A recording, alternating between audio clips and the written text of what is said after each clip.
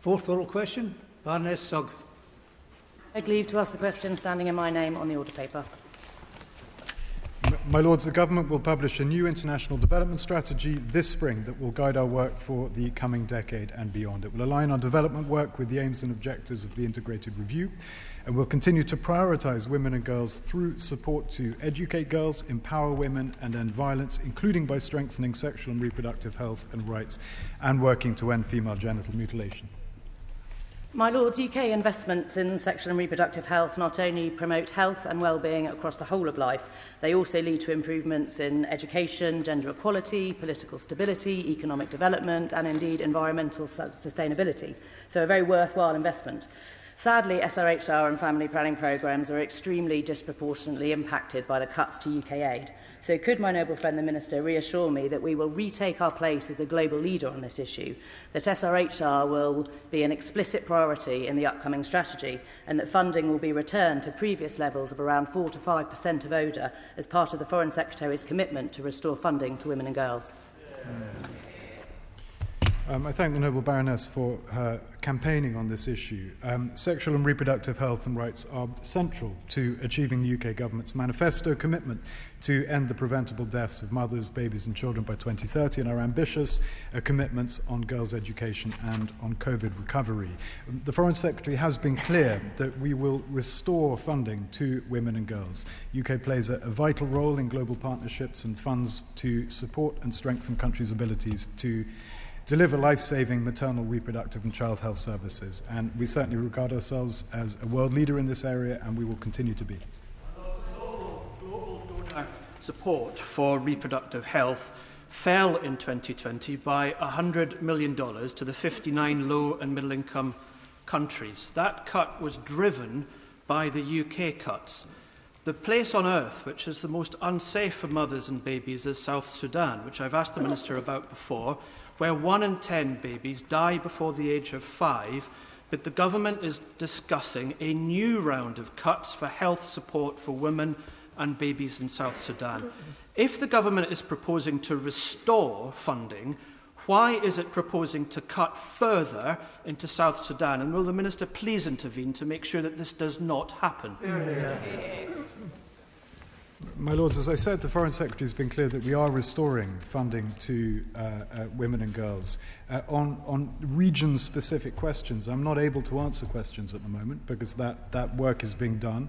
And until that work has been completed, until our spending review settlement translates into programmes on the ground, I'm afraid I can't go into the specifics. What we do know is that the cuts this year have resulted in 9.5 million fewer women and couples receiving services.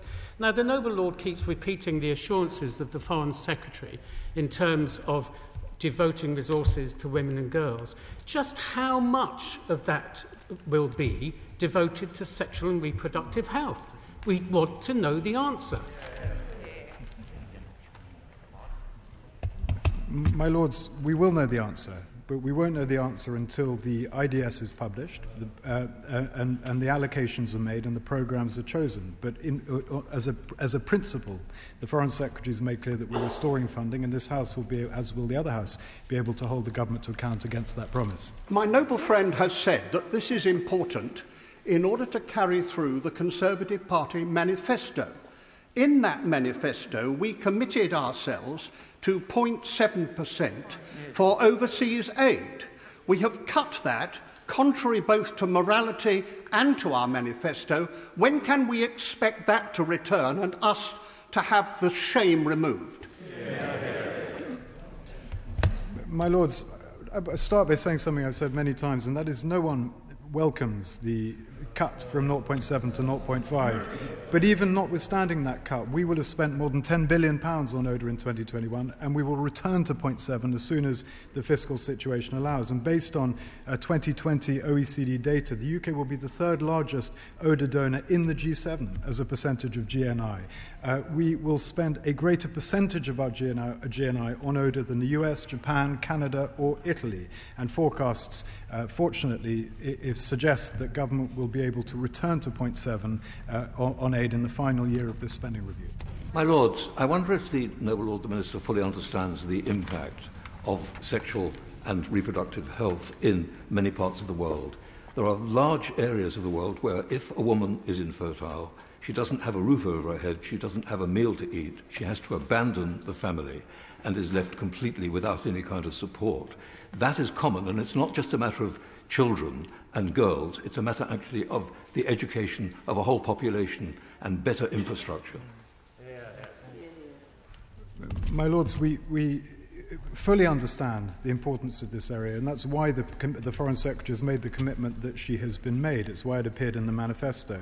SRHR means that women and girls can have control over their bodies, if, whether and when to have children, giving them the choice to complete their education and take up better economic opportunities, and in turn the children will likely be healthier and better educated. It's central to the effective delivery of a country's universal health coverage. Good quality maternal and newborn health service and survival outcomes are often used as a proxy for the strength of an entire health system. So we fully understand the importance of this area. Lord, virtual contribution from Baroness Masham of Wilton.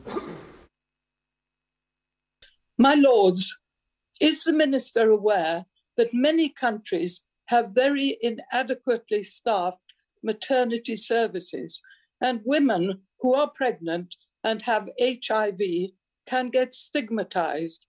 Can the Global Fund help over this matter and make it better? And can the Minister ask them to do this? The Noble Baroness makes an important point. Every year, nearly 300,000 women die from pregnancy-related causes. 2.5 million newborns die in their first month, and 2 million babies are stillborn. And most of these deaths are avoidable with access to better health services to help mothers and newborns through pregnancy and delivery. The UK supports maternal and newborn health through global and country programmes, often integrated with wider work to strengthen health systems. Last week with young people who had been working on programmes on reproductive and sexual health with the International Citizen Service and VSO.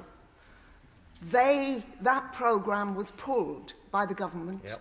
That has meant that hundreds of young people here and in the developing country that was working with them have now lost that opportunity to work on those issues and make a real difference in local communities. Will the government commit to refunding that programme and to making sure that VSO is able to continue the very valuable work it's been doing in this area?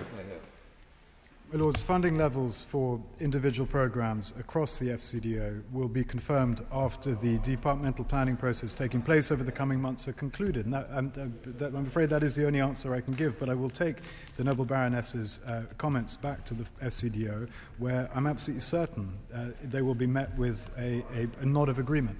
My Lord, when I joined the Foreign Office in 1982, I learned there were only 2 seasons in government, spring and autumn. And the curious thing is that each can last for longer than 6 months.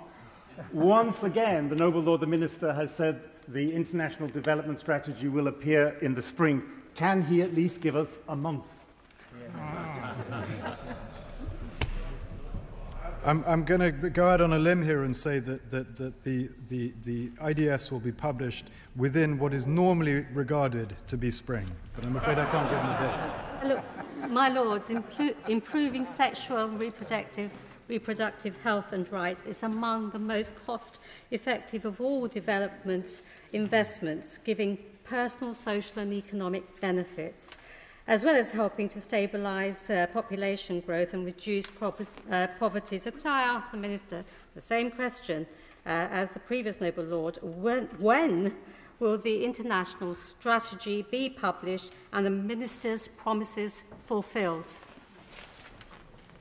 My Lords, I refer the Noble Baroness to my previous question, but I would very strongly agree with her comments about the importance of family planning for a whole range of issues, including for stabilisation of populations in relevant countries. My Lords, my Lords, my Lords, my Lords, how will the government harness the expertise of international medical professionals within the SRHR programmes?